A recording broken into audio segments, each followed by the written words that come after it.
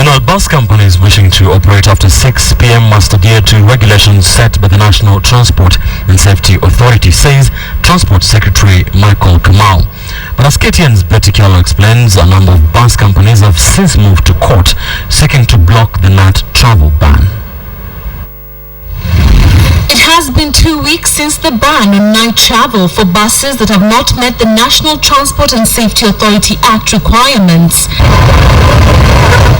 2 weeks that have seen passengers stranded, with many paying hiked prices to travel as bus operators seek to compensate on the night trips.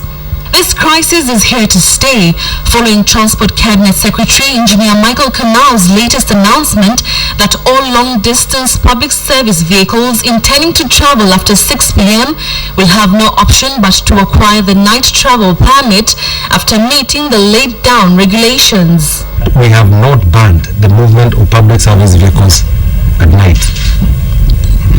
The correct position, and let there be no confusion about this, please don't confuse this, is that the government, in consultation with the industry players, gazetted new traffic regulations which, among others, provide guidelines for movement of long-distance public service vehicles, including those operating at night.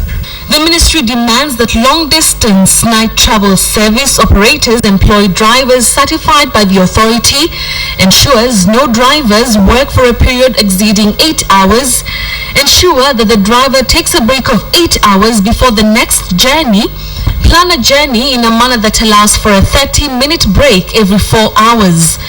The ministry also requires PSVs to have 2 drivers for each vehicle in every journey. If they think by not applying we are going to relent, forget it.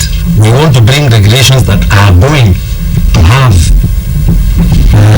key indicators.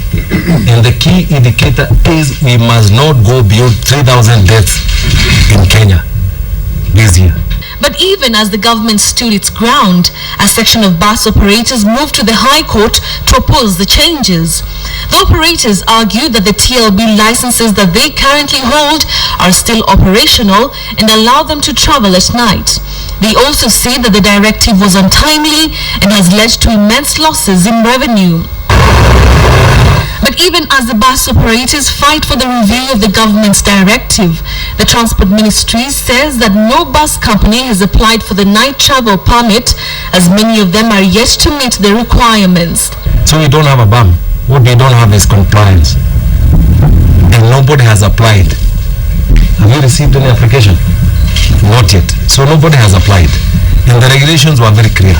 With these latest developments, passengers will continue to bear the brunt of the stalemate, even as government insists that this is an effective way to reduce deaths on the road. Betty Kyallo, KTN.